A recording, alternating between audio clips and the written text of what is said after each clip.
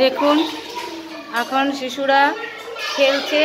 খেলা হচ্ছে শিশুদের একটি গুরুত্বপূর্ণ মাধ্যম।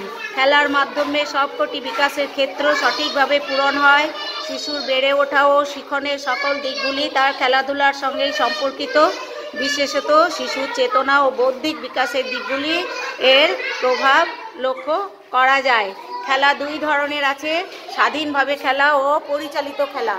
আজকে এই যে রয়েছে স্বাধীনভাবে খেলা ও পরিচালিত খেলা, তার মধ্যে ওরা এখন স্বাধীনভাবে খেলায় মগ্ন।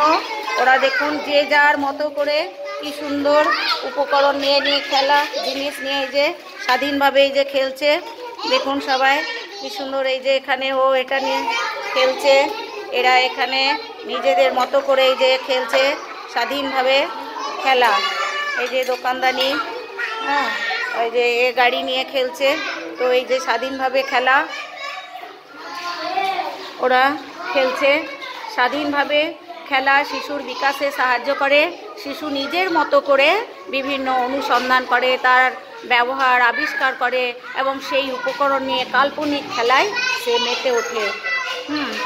তো দেখুন শিশুদের ভাষার বিকাশ, পারস্পরিক সম্পর্ক তৈরি করতে স্বাধীনভাবে খেলা ভীষণভাবে সহযোগিতা করে। তার মানসিক বিকাশ হয়। তো স্বাধীনভাবে খেলতে খেলতে তারা ঝুঁকি নিতে শেখে, তাদের আত্মবিশ্বাস বেড়ে ওঠে।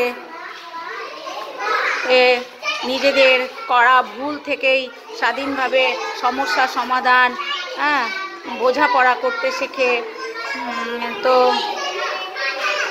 শিশুর বিকাশের বৈশিষ্ট্য, তার আগ্রহ, সামর্থ্যের কথা মাথায় রেখে আমরা বিভিন্ন ধরনের খেলা ওদেরকে নিয়ে খেলাই, যেহেতু খেলা শিক্ষার একটি অন্যতম মাধ্যম।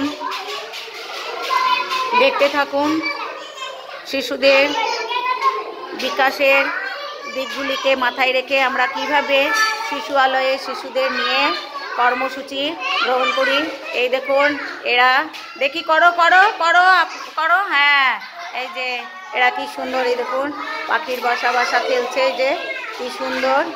হ্যাঁ, তো এইভাবে ওরা নিজেদের মতো করে আজকে ওদের ছেড়ে দিয়েছি। কিছুক্ষণ পরেই আমাদের বৃক্ষরোপণ অনুষ্ঠান হবে।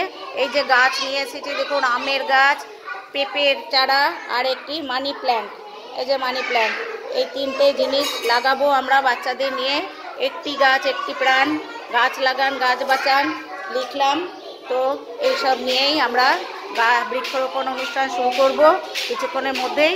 আপনারা অপেক্ষায় থাকুন, আমরা বৃক্ষরোপণ অনুষ্ঠানে যাব ওদের খেলা শেষ হলেই।